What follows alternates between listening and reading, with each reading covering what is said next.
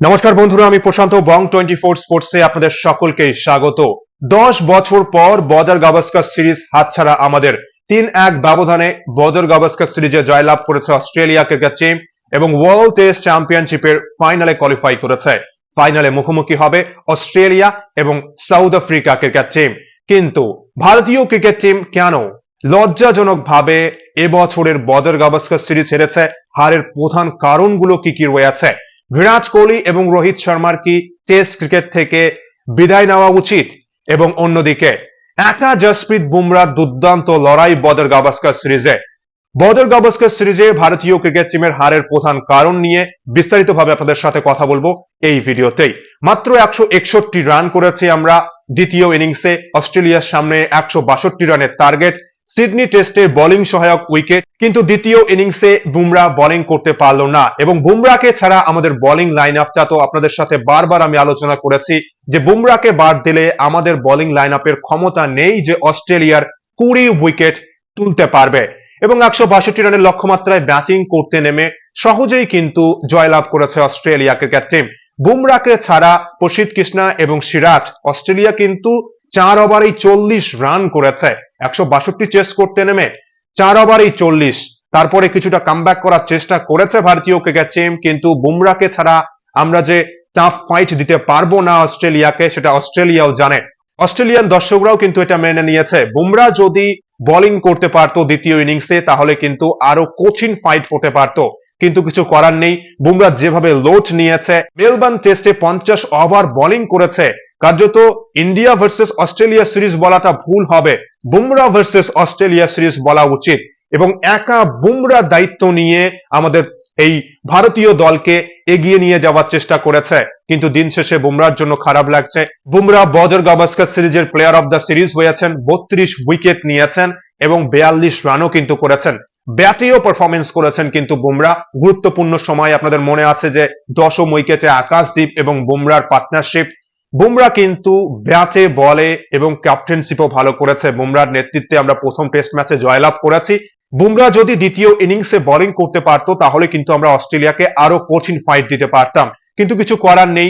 বুমরা যেভাবে লোড নিয়েছে এবং আমরা 6 উইকেটের ব্যবধানে পরাজিত এবং অস্ট্রেলিয়া 3-1 ব্যবধানে সিরিজে জয়লাভ করেছে। 10 বছর পর বর্ডার গাভাস্কার সিরিজে জয়লাভ অস্ট্রেলিয়া ক্রিকেট টিমের। কিন্তু হারের প্রধান কারণগুলো যদি আমরা দেখি, আমাদের সিনিয়র প্লেয়ারদের ব্যর্থতা, আমাদের ব্যাটসম্যানরা পারফরমেন্স করতে পারেনি এবং একা বুমরা বোলিং লাইন আপে লড়াই করেছে, বাকি বোলাররা সেভাবে পারফরমেন্স করতে পারেনি। এবং প্রথমেই যে বিষয়টা নিয়ে কথা বলবো, বিরাট কোহলি এবং রোহিত শর্মার কি তাহলে টেস্ট ক্রিকেট থেকে বিদায় নেওয়া উচিত? প্রথমেই ক্যাপ্টেন রোহিত শর্মা। রোহিত শর্মা 3 ম্যাচ খেলেছেন এবং মাত্র 31 রান করেছেন। অবশ্যই রোহিত শর্মার জন্য একটা খারাপ সময়ের মধ্যে দিয়ে যাচ্ছে। ব্যাটে রান নেই, পারফরমেন্স করতে পারছেন না আমাদের ক্যাপ্টেন রোহিত শর্মা। কিন্তু ভালো সময়ে যখন পাশে থেকেছি, সাপোর্ট করেছি, অবশ্যই খারাপ সময়েও সাপোর্ট থাকবে ক্যাপ্টেন রোহিত শর্মার জন্য। একটা খারাপ সিরিজ শেষ 10-12 বছরে যদি আমরা দেখি, এরকম সিরিজ আমার তো মনে পড়ে না যে ব্যাক টু ব্যাক দুটো সিরিজে আমাদের হার। ঘরের মাঠে 3 ম্যাচ হারের পর অস্ট্রেলিয়ার মাটিতেও আমাদের 3-1 ব্যবধানে হার। কিন্তু ভারতীয় ক্রিকেট প্রেমীরা যারা রোহিত শর্মার ভক্ত বা ভারতীয় ক্রিকেটের ভালো চায়, অবশ্যই একটা জিনিস চাইবে, সামনেই চ্যাম্পিয়ন্স ট্রফি। ক্যাপ্টেনের কাছ থেকে একটাই আমরা আশা করব যে ভারতকে চ্যাম্পিয়ন্স ট্রফি উপহার দিক রোহিত শর্মা। চ্যাম্পিয়ন্স ট্রফিতে ভারত যদি চ্যাম্পিয়ন হতে পারে, তারপর সসম্মানে রোহিত যদি আন্তর্জাতিক ক্রিকেটকে বিদায় জানায়, এর থেকে ভালো কিছু হবে না। খারাপ সময়ের মধ্যে দিয়ে যাচ্ছেন রোহিত শর্মা, কিন্তু আমরা চাইবো রোহিত শর্মা ভারতকে চ্যাম্পিয়ন্স ট্রফি উপহার দিক। 2025-এ রোহিতের নেতৃত্বে আমরা যদি চ্যাম্পিয়ন্স ট্রফিতে চ্যাম্পিয়ন হতে পারি এবং তারপর যদি রোহিত আন্তর্জাতিক ক্রিকেটকে বিদায় জানায়, এর চেয়ে ভালো আর কিছু হবে না। কেননা জুনে আমাদের সিরিজ রয়েছে ইংল্যান্ডের মাটিতে, ইংল্যান্ডের সাথে 5 ম্যাচের টেস্ট সিরিজ। আমি চাই না রোহিত শর্মা ইংল্যান্ডের মাটিতে খেলতে চাক। রোহিতের টেস্ট দলে এমনিও জায়গা হচ্ছে না। অবশ্যই রোহিতের উচিত চ্যাম্পিয়ন্স ট্রফিতে চ্যাম্পিয়ন করা ভারতকে এবং ক্রিকেটকে বিদায় জানানো। কি মতামত আপনাদের? অবশ্যই কিন্তু শেয়ার করবেন কমেন্ট বক্সে। এবং তারপর বিরাট কোহলি, কি বলার আছে বিরাট কোহলিকে নিয়ে? একটা সময় ছিল যে আমাদের বাকি প্লেয়াররা পারফরমেন্স করতে না পারলেও বিরাট কোহলি একা লড়াই করেছে। অস্ট্রেলিয়ার মাটিতে আমরা কন্টিনিউ 100 রান দেখেছি বিরাট কোহলির ব্যাট থেকে, কিন্তু আজকে দেখুন বিরাট কোহলি অফ স্টাম্পের বাইরের বল, প্রতি ম্যাচেই অফ স্টাম্পের বাইরের বলে আউট হয়েছেন। 5 ম্যাচে 190 রান করেছেন। প্রথম টেস্ট ম্যাচের দ্বিতীয় ইনিংসে পার্থে যদি আমরা 100 রানের ইনিংসটা বাদ দিয়ে দিই নট আউট, তাহলে মাত্র 90 রান, তারপরেও মেনে নেওয়া যায়। কিন্তু বিরাট কোহলি যেভাবে অফ স্টাম্পের বাইরের বলে প্রতি ম্যাচেই একই রকম আউট হওয়ার ধরন, সেটা কিন্তু মেনে নেওয়া যায় না। একজন বিরাট কোহলির ভক্ত হিসেবে এটা কিন্তু কেউ মেনে নিতে পারবে না যে বিরাট কোহলি আউট হচ্ছে ঠিক একই ভাবে অফ স্টাম্পের বাইরের বলে। অবশ্যই বিরাট কোহলিকেও অবসর নেওয়ার জন্য অনেকেই অনেক মতামত দিচ্ছেন, কিন্তু এখনো আমি মনে করি বিরাট কোহলির 2-3 বছর গেম রয়েছে। বিরাট কোহলি 2027 পর্যন্ত কিন্তু খেলতেই পারে, যা ফিটনেস রয়েছে। ব্যাটে রান আসছে না, কিন্তু আশা করছি চ্যাম্পিয়ন্স ট্রফিতে ভালো পারফরমেন্স করে ফিরে আসবে। কিন্তু চ্যাম্পিয়ন্স ট্রফির আগে আমাদের কাছে মাত্র 3টে ওয়ানডে ম্যাচ রয়েছে। আমি চাই বিরাট কোহলি ফর্মে নেই, রঞ্জি খেলুক, কিন্তু খেলার তো সম্ভাবনা নেই বললেই চলে। রঞ্জি খেলে রানে ফিরে আসুক, এরপর চ্যাম্পিয়ন্স ট্রফির আগে ইংল্যান্ডের বিরুদ্ধে 3 ম্যাচের ওয়ানডে সিরিজে পারফরমেন্স করে চ্যাম্পিয়ন্স ট্রফিতে আরো 2-3টে শতরান আমরা দেখতে চাই বিরাট কোহলির কাছ থেকে। এবং তারপর যদি তিনি কন্টিনিউ করতে চান টেস্ট ক্রিকেটে, অবশ্যই কন্টিনিউ করতে পারেন। ইংল্যান্ডের বিরুদ্ধে 5 ম্যাচের টেস্ট সিরিজ, ইংল্যান্ডেও কিন্তু যেতে পারে বিরাট কোহলি। এবং বিরাট কোহলির কাছে এখনো গেম রয়েছে 3 বছর আন্তর্জাতিক ক্রিকেটে, 2027-28 পর্যন্ত তো কন্টিনিউ করতেই পারে বিরাট কোহলি। কি মনে হচ্ছে আপনাদের? বিরাট কোহলিরও কি টেস্ট ক্রিকেট থেকে বিদায় নেওয়া উচিত? অবশ্যই ব্যাটে রান নেই এই মুহূর্তে, এবং আউট হওয়ার ধরন দেখুন আপনারা, এবং আউটও হচ্ছেন অফ স্টাম্পের বাইরের বলে প্রতি ম্যাচেই। বলাররাও বুঝে গেছে যে আমি অফ স্টাম্পের বাইরে বল রাখলেই বিরাট কোহলি আউট হবে। কি মতামত আপনাদের? বিরাট কোহলিরও কি অবসর নিয়ে নেওয়া উচিত, নাকি এখনো বিরাট কোহলি 2-3 বছর সার্ভিস দিতে পারবে ভারতীয় ক্রিকেট টিমকে? অবশ্যই আপনারা মতামত জানাবেন কিন্তু কমেন্ট বক্সে। এবং বজর গাভাস্কার সিরিজ হারের প্রধান কারণ হিসেবে অন্যতম প্রধান কারণ বিরাট কোহলি রোহিত শর্মার পারফরমেন্স করতে না পারা। তার সাথে কিন্তু আমাদের আরেকজন সিনিয়র অলরাউন্ডার রবীন্দ্র জাদেজাও একটা অর্ধশতরান তাছাড়া কিন্তু পারফরমেন্স করতে পারেননি। ব্যাটে বলে ব্যর্থ আমাদের রবীন্দ্র জাদেজাও। রবীন্দ্র জাদেজাকে নিয়ে কি মনে হচ্ছে আপনাদের? জাদেজার কি কন্টিনিউ করা উচিত, নাকি জাদেজারও বিদায় নেওয়া উচিত? অন্যদিকে অস্ট্রেলিয়ান টেলেন্ডার ব্যাটসম্যানদের দেখুন, আমাদের অলরাউন্ডাররা সেভাবে পারফরমেন্স করতে পারেনি। একটা অর্ধশতরান জাদেজার, একটা অর্ধশতরান আমরা দেখেছি ওয়াশিংটন সুন্দরের, কিন্তু প্যাট কামিন্সকে দেখুন ব্যাটে বলে কি দুর্দান্ত ক্যাপ্টেন্সি করছে প্যাট কামিন্স। এবং ভারতের বিপক্ষে ট্রাভিস হেড সবসময় ভালো খেলে, ট্রাভিস হেড এই সিরিজে সবচেয়ে বেশি রান করেছে। এবং অন্যদিকে প্যাট কামিন্স ব্যাটে কিন্তু প্রায় 60 রান করেছে, এবং গুরুত্বপূর্ণ সময়ে গুরুত্বপূর্ণ উইকেট প্রতি ম্যাচেই নিয়েছেন কিন্তু প্যাট কামিন্স। এবং দায়িত্ব নিয়ে তিনি ব্যাটিং করেছেন লোয়ার মিডল অর্ডারে এবং 160 রান করেছেন, এবং প্রায় 100 রান কিন্তু মিচেল স্টার্কও করেছে। এবং অন্যদিকে আমাদের ব্যাটিং লাইন আপে দেখুন লোয়ার মিডল অর্ডারে কিন্তু আমাদের টেলেন্ডার ব্যাটসম্যানরা কিছু ম্যাচে একটু আশা জাগিয়েছে, কিন্তু ভালো যোগদান কিন্তু করতে পারেনি। এবং সিনিয়র প্লেয়ারদের পারফরমেন্স না করাটা কিন্তু প্রধান কারণ আমাদের হারের জন্য। এবার যদি আমরা টপ অর্ডার নিয়ে কথা বলি, আমাদের ওপেনিং পজিশনে বদর গাভাস্কার সিরিজের সবচেয়ে আমাদের সেরা ব্যাটসম্যান এই সিরিজে কিন্তু যশস্বী জয়সওয়াল ভালো করেছে। যশস্বী জয়সওয়াল প্রায় 400 রান করেছে এই সিরিজে, 391 রান করেছে। জয়সওয়ালের একটা দিক আমার খুব ভালো লাগে যে জয়সওয়াল কিন্তু সিচুয়েশন বুঝে খেলতে পারে, সিচুয়েশন অনুযায়ী তিনি ডট বলও খেলতে পারেন, এবং সিচুয়েশন অনুযায়ী কিন্তু চার্জও করতে পারে জয়সওয়াল। এটা কিন্তু খুবই ভালো দিক জয়সওয়ালের জন্য। একটা সময় বিরাট কোহলিকে আমরা দেখেছি, বিরাট কোহলি দায়িত্ব নিয়ে খেলেছে, এবং জয়সওয়ালও কিন্তু নিজের ভুল তাড়াতাড়ি শুধরে নিতে পারে, যেটা কিন্তু আপনারা দেখুন। আপনারা এই সিরিজটা যদি ফলো করে থাকেন তাহলে অবশ্যই বুঝতে পারবেন জয়সওয়ালের কিন্তু এই ক্ষমতাটা রয়েছে। জয়সওয়াল নিজের ভুল বুঝতে পারলেই কিন্তু জয়সওয়াল পরবর্তী ম্যাচগুলোতে সেটা করার চেষ্টা করেন না, এবং জয়সওয়াল কিন্তু দায়িত্ব নিয়েও খেলতে পারে। এবং আপনারাই দেখুন মেলবোর্ন টেস্টে দুটো 80+ ইনিংস, 100 রান নিশ্চিত, 100 রান মিস হয়েছে অবশ্যই বলতেই হয়। জয়সওয়ালের দুর্দান্ত ব্যাটিং পারফরমেন্স, 391 রান। ভারতীয় ব্যাটসম্যানদের মধ্যে সবচেয়ে বেশি রান করেছে কিন্তু যশস্বী জয়সওয়াল। এবং অন্যদিকে KL রাহুলকে দেখুন, শুরুর দিকে একটা দুটো ম্যাচে ভালো পারফরমেন্স করার চেষ্টা করেছেন, কিন্তু রাহুল এমন একজন ভারতীয় top order batsman, opening batsman, 50-এর অধিক টেস্ট ম্যাচ খেলে অ্যাভারেজ দেখুন মাত্র 30-32। এটা কিন্তু একেবারেই কাম্য নয় একজন টপ অর্ডার ওপেনিং ব্যাটসম্যানের কাছ থেকে। কিন্তু রাহুলও মোটামুটি পারফরমেন্স করার চেষ্টা করেছেন, কিন্তু অ্যাভারেজ পারফরমেন্স, শুরুর দিকে ভালো খেললেও কিছু ইনিংসে স্টার্টিং পেয়েছিল, কিন্তু বড় ইনিংস করতে পারেনি KL রাহুল। 276 রান করেছে এবছরের বদর গাভাস্কার সিরিজে KL রাহুল। এবং অন্যদিকে শুভমান গিল 3 নম্বরে কিন্তু পুরোপুরি ব্যর্থ, পারফরমেন্সই করতে পারছে না শুভমান গিল। এবং বিশেষ করে বিদেশের মাটিতে তো পারফরমেন্সের খাতা যদি আপনারা দেখেন, স্কোর গুলো দেখুন বিদেশের মাটিতে, বা গিলের ফর্ম দেখুন, গিল কিন্তু পারফরমেন্স করতে পারছে না। চিন্তার বিষয় কিন্তু আমাদের জন্য। 3 নম্বর পজিশন কিন্তু গুরুত্বপূর্ণ পজিশন, কিন্তু 3 নম্বর পজিশনে গিলের পারফরমেন্স কিন্তু হতাশাজনক, এবং ভারতীয় ক্রিকেটের জন্য এটা কিন্তু অবশ্যই একটা খারাপ দিক। এবং সবচেয়ে বড় ভুল একটা করেছে ভারতীয় ক্রিকেট টিম চেতেশ্বর পূজারাকে না নিয়ে গিয়ে। চেতেশ্বর পূজারা ফর্মে ছিলেন না মেনে নেওয়া যায়, কিন্তু চেতেশ্বর পূজারার মতো একজন ব্যাটসম্যানকে না নিয়ে যাওয়াতে অস্ট্রেলিয়ান বোলাররা কি খুশি হয়েছে দেখুন।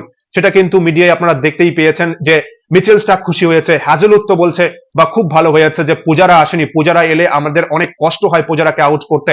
এবং এই সিরিজেও যদি আপনারা দেখেন পূজারা যদি রানও না করতো না, পূজারা যদি ক্রিজে দাঁড়িয়ে থেকে এক প্রান্তে 100-200 বল খেলার কিন্তু ক্ষমতা পূজারের রয়েছে, এবং সেটাও যদি পূজারা করতে পারতো আমাদের বাকি ব্যাটসম্যানদের জন্য রান করাটা সহজ হয়ে যেত। এবং পূজারা ক্রিজের একদিকে দাঁড়িয়ে থেকে একের পর এক বল ডিফেন্স এবং বল ছেড়ে দিয়ে বলারদের মাথা খারাপ করে দিত, সেদিকে কিন্তু বাকি ব্যাটসম্যানরা কিন্তু তাহলে ভালো খেলতে পারতো। কিন্তু পূজারাকে না নিয়ে যাওয়ায় গৌতম গম্ভীর তো বলেছেন যে তিনি পূজারাকে চেয়েছেন দলে, কিন্তু নির্বাচকরা না বলে দিয়েছে যে পূজারাকে দলে নেওয়া হবে না। এবার এটাই দেখার, এখনো আমার মনে হয় পূজারা আরো 2-3 বছর কিন্তু কন্টিনিউ করতেই পারে টেস্ট ক্রিকেটে। সেক্ষেত্রে ইংল্যান্ডের মাটিতে কি পূজারাকে নিয়ে যাওয়া হবে, কি মনে হয়? অবশ্যই পূজারাকে কিন্তু দলে নেওয়া উচিত, এবং আরো 2-3 বছর কিন্তু কন্টিনিউ করার ক্ষমতা রয়েছে চেতেশ্বর পূজারার মতো একজন ব্যাটসম্যান আমাদের দলে থাকাটা অবশ্যই প্রয়োজন। কি মনে হচ্ছে, পূজারাকে কি ইংল্যান্ডের বিরুদ্ধে সিরিজে নিয়ে যাওয়া উচিত? কেননা গিলের পারফরমেন্স হতাশাজনক, কিন্তু গিলকে কিন্তু 3 নম্বরে ভরসা করা যাচ্ছেই না, পারফরমেন্সও করতে পারছেন না কিন্তু শুভমান গিল। এবং বিদেশের মাটিতে ইংল্যান্ডেও যে গিল সাফল্য পাবে আমার তো মনে হয় না। এবং অন্যদিকে ঋষভ পান্ট, বদর গাভাস্কার সিরিজে আমাদের সবার নজর ছিল ঋষভ পান্টের দিকে, কেননা অস্ট্রেলিয়ার মাটিতে 100 রান, অস্ট্রেলিয়ার মাটিতে আমাদের সিরিজ জয়ের অন্যতম নায়ক ছিল কিন্তু এর আগের সিরিজগুলোতে ঋষভ পান্ট। কিন্তু প্রথম 4 ম্যাচে দেখুন দায়িত্ব জ্ঞানহীন শট খেলে আউট হয়েছেন, সিচুয়েশন বুঝে খেলা উচিত ছিল। একজন যথেষ্ট সিনিয়র ক্রিকেটার কিন্তু ঋষভ পান্ট, এই সিরিজ হারের পেছনে ঋষভ পান্তও কিন্তু দায়ী। ঋষভ পান্ট যদি দায়িত্ব নিয়ে কিছু ইনিংস খেলতে পারতো তাহলে কিন্তু ভারতীয় ব্যাটিং এর যে ব্যর্থতা, অবশ্যই ভারতীয় ক্রিকেট টিম আরো বেটার পজিশনে থাকতে পারতো প্রতি ম্যাচেই এবং ভালো করতে পারতো। কিন্তু ঋষভ পান্তের দায়িত্ব জ্ঞানহীন শট কিন্তু শেষ ম্যাচে সিডনির উইকেটে কিন্তু অবশ্যই ভালো ইনিংস খেলেছে, কেননা সিডনির উইকেটে টিকে থাকাটা কঠিন, সিডনির উইকেটে একটু মেরেই খেলতে হবে, যেটা কিন্তু ঋষভ পান্ট ভালোই করেছে। প্রথম ইনিংসে 40, দ্বিতীয় ইনিংসে 61 রান করেছে, কিন্তু প্রথম 4 ম্যাচে অবশ্যই ঋষভ পান্ট হতাশা করেছে এবং দায়িত্ব জ্ঞানহীন শট খেলে আউট হয়েছে। সিনিয়র ক্রিকেটার হিসেবে ঋষভ পান্তের অবশ্যই কিন্তু দায়িত্ব নেওয়া উচিত এবং সিচুয়েশন বুঝে খেলা উচিত। কিন্তু এই সিরিজেই অভিষেক হয়েছে নীতিশ কুমার রেড্ডির, ভালো ব্যাটসম্যান, বোলিংটা আরো ইমপ্রুভ করতে পারে নীতিশ কুমার রেড্ডি, তাহলে কিন্তু খুব ভালো হবে ভারতের জন্য। কিন্তু 100 রান করার আগে প্রতি ম্যাচেই লড়াই করেছেন, ভালো ইনিংস খেলেছেন। মেলবোর্ন টেস্টে 100 রান করার পর শেষ 3 ইনিংসে কিন্তু ভালো পারফরমেন্স করতে পারেনি নীতিশ কুমার রেড্ডি, কিন্তু ভালো ব্যাটিং করার ক্ষমতা রয়েছে, বোলিংটা ইমপ্রুভ করতে পারলে ভারতীয় টেস্ট ক্রিকেটে কিন্তু দুর্দান্ত একজন ফাস্ট বোলিং অলরাউন্ডার হিসেবে কিন্তু উঠে আসতে পারবে নীতিশ কুমার রেড্ডি। এবং বোলিং ডিপার্টমেন্ট নিয়ে আর কি বা বলার আছে, বারবার আমরা আলোচনা করেছি এই সিরিজে যে বুমরাকে বাদ দিলে আমাদের বোলিং লাইন আপের ক্ষমতা নেই যে 20 উইকেট অস্ট্রেলিয়া তুলতে পারবে, এবং একা লড়াই করেছে বুমরা এই বদর গাভাস্কার সিরিজে, 32 উইকেট নিয়েছেন, প্লেয়ার অফ দ্য সিরিজ হয়েছেন। বুমরার জন্য খুবই খারাপ লাগছে যে শেষ ইনিংসে তিনি বোলিং করতে পারলেন না। যদি বুমরা বোলিং করতে পারতো 5-10 ওভারও, তাহলে কিন্তু আমরা অস্ট্রেলিয়াকে চাপে রাখতে পারতাম এবং হয়তো আরো ফাইট করতে পারতাম, এবং সিডনি টেস্টে হয়তো আরো ক্লোজ ফাইট হতে পারতো।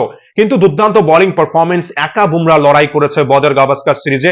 সিরাজও কিন্তু এই সিরিজে 20 উইকেট নিয়েছেন, কিন্তু সিরাজের 4-5 ইকোনমিতে রান দেওয়া এবং সিরাজ কিন্তু গুরুত্বপূর্ণ সময়ে চাপে ফেলতে না পারাটা, ভালো স্পেল করেছে সিরাজ, কিন্তু সিরাজের কাছ থেকে আরো ভালো কিছু আমরা আশা করেছিলাম, কিন্তু সেটা দেখতে পাইনি সিরাজের কাছ থেকে।